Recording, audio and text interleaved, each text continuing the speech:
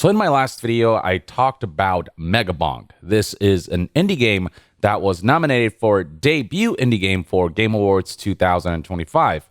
But something bizarre happened. Megabonk came out and said that they don't qualify for this category, and so they are withdrawing.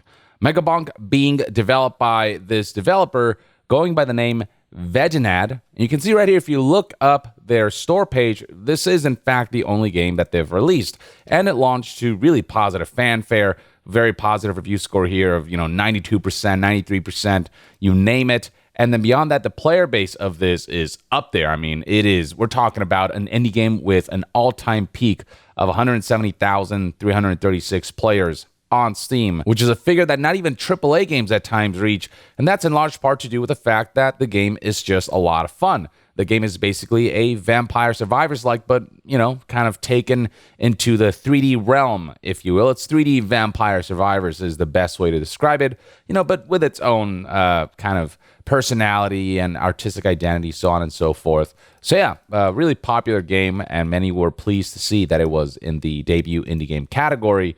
But then Megabonk came out and had this to say: "I'm withdrawing from the Game Awards. It's an honor and a dream for Megabonk to be nominated for the Game Awards, but unfortunately, I don't think it qualifies for the category of debut indie game. I've made games in the past under different studio names, so Megabonk is not my debut game.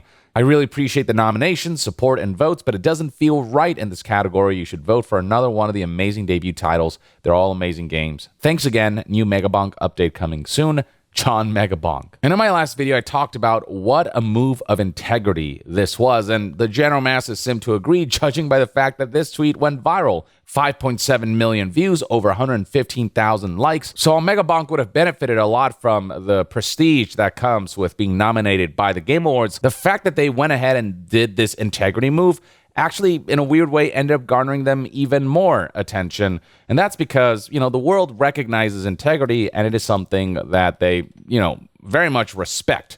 Now, the question was, would the Game Awards honor the request? Because there have been situations in the past where people have criticized certain games not belonging in certain categories, but they kind of went ahead anyway.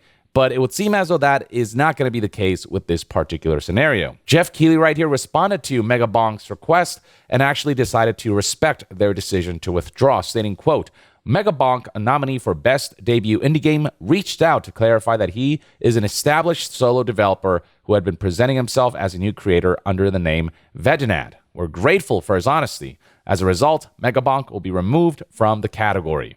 He'll share more about his story when he's ready, but we respect that he didn't want to take recognition away from other debut teams, even though the game itself is outstanding." And if you go to the Game Awards website, you can in fact see that in the Best Debut Indie Game category, Megabonk has been removed, leaving Blueprints, Clair Obscur Expedition 33, Despilote, and Dispatch as the nominees for Best Debut Indie Game. And this, I think, is worth celebrating because one of the most infamous occasions of something similar like this happening was when back in Game Awards 2023, among those nominated for Best Independent Game was Dave the Diver, which is a fantastic game and deserved awards, but the problem was that it was not actually an independent game. It was not made by an independent developer and publisher. It was created by a small development team within this major publisher, Nexon, called Mint Rocket.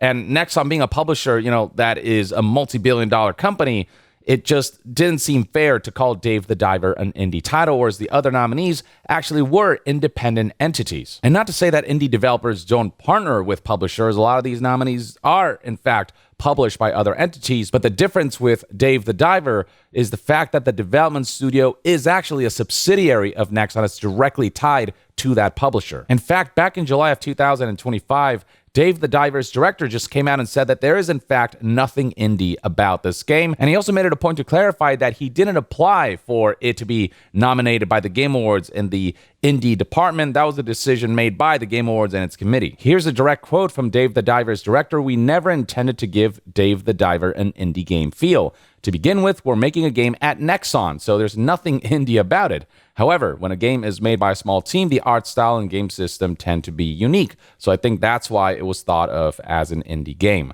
For some reason, it was also nominated for an Indie Game Award, and people were asking, even though it's a Nexon game, but we didn't apply for it." At the end of the day, while all of those discussions were happening, Dave the Diver was ultimately still kept in as nominated for Best Independent Game. It did not win, but, a lot of people just question that particular decision. But at the same time, I understand that the term independent game is something that's a little nebulous in the sense that, everyone has a bit of a different definition for it. Is it about the budget? Is it about whether it has a publisher or not? Does its size, scale, scope, and ambition come into play? Because isn't Baldur's Gate 3 technically an indie game? Or Kojima Productions' Death Stranding? Kojima Productions kind of being independent, but being, funded by PlayStation to make Death Stranding a timed exclusive and stuff like that. I don't know, but I think the general consensus is that what a lot of people are looking for when it comes to celebrating indie games is giving the quote-unquote little guy or, the folks who are taking major risks by deciding to get into game development on their own terms. It's about supporting those games that didn't come from vast resources and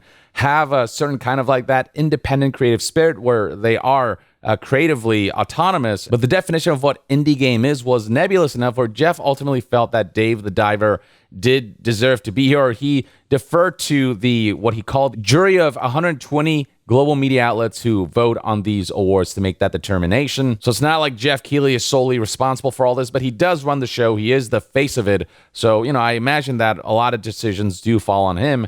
And so this is the decision that he made, and it was, rather controversial. Now, while Dave the Diver's director did say here that there's nothing indie about this game and said that it basically didn't deserve to be a part of that category back in 2023, they did that basically a year and a half after that event happened, whereas Megabonk, I will give them huge kudos for addressing this immediately and withdrawing themselves right there and then. Whereas like Nexon, whoever's responsible, whoever had the power to be like Dave the Diver shouldn't be in this category, we're withdrawing, didn't actually do so. So that's where I think, despite what one might think about Dave the Diver's nomination, the director saying that there's nothing indie about it, but still not saying that, or, not being allowed to say that by Nexon back then to be able to withdraw itself and give other indie developers the spotlight, that's where the difference is, where Megabonk has a lot more integrity. When it comes to Megabonk, the line seems a little less blurry in that if this is indeed not a new developer or a new creator, if they're an established solo developer who had been presenting himself as a new creator under the name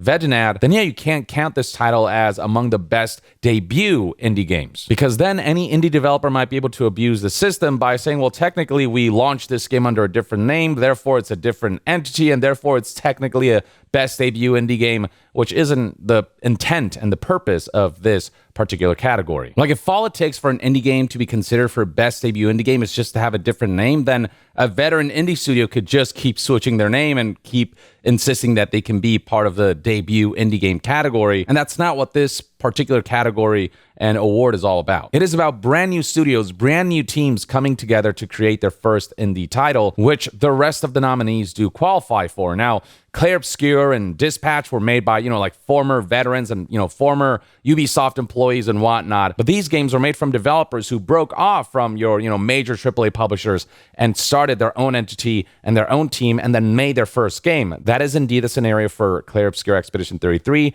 and Dispatch, whereas the team behind Megabonk is just the same one developer who has published other games in the past. And while Megabonk's developer, Vedinad, is keeping their identity a mystery and a secret, there is high suspicion that the developer behind Megabonk is none other than Danny, who has already shipped games such as Muck back in June 5th, 2021, and Crab Game back in October 29th, 2021, and they're about to ship Carlson at some point in the near future. And as I've explained before, the reason many suspect that Megabonk's developer, Vedinad, is actually Danny is, aside from the fact that just the general vibe and sense of humor surrounding this game and its social media activity and whatnot, just many felt is very familiar and similar to Danny. There's also the fact that if you read Vedinad backwards, the name of this developer backwards, it spells Danny Dev, which is very Kojima-esque in its style of pre-launch marketing and would also be something that Danny would do. And the fact that Jeff Keighley himself was able to confirm that this individual, this Vedinad developer, is in fact an established solo developer who had been presenting himself as a new creator under the name Vedinad, only lends further credence to the masses' suspicions, with responses under Jeff Keighley announcing that Megabonk would indeed withdraw from the Game Awards, stating, wait, so this just confirms Danny is Vedinad, LOL. It seems to be the most likely scenario. We don't know for sure, and it's all ultimately, speculation and conjecture, but people really can't think of anyone else and any other reason for why this series of events would play out the way they did. With all said and done, good on Megabonk's developer here, Vedinad, for being honest and for choosing to withdraw from the Game Awards to give other developers who are genuine debut indie games the spotlight and to ensure that the category is respected in terms of what it's meant to represent. And good on the Game Awards for actually respecting this withdrawal and, understanding the importance of ensuring that the games represented in a category are proper representations of that category. While the Game Awards aren't the be-all, end-all of, gaming recognition, it doesn't change the fact that the Game Awards does draw a huge audience, and given that it is kind of the ultimate Game Award show for gaming, it has a certain responsibility to ensure the way games are represented, it's done, with consideration, with accuracy, and with integrity. And what we've seen across the board here is a level of integrity that I think deserves compliments, and it's just really great to see, and it's cool that Megabonk's developer, whoever they might be, Danny, cares enough to, be honest. And it's integrity that Megabonk didn't have to partake in. They didn't have to do this because there was a chance that this tweet right here might have not garnered the level of recognition that it did. They did it seemingly out of just genuine care for, other indie developers, especially their debut game, getting recognition when Megabonk is just not that when you really look at what's going on with this game and the developer behind it. So, as weird and unprecedented as this situation was, as they say, all's well that ends well.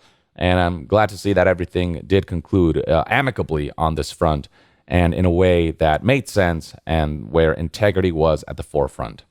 Or at the very least, that's one man's take. I'd love to hear what your thoughts and opinions are on this whole Megabonk situation in the comments below. And to be further updated on all things gaming news, reviews, and discussions, stay tuned right here on Young Yeah.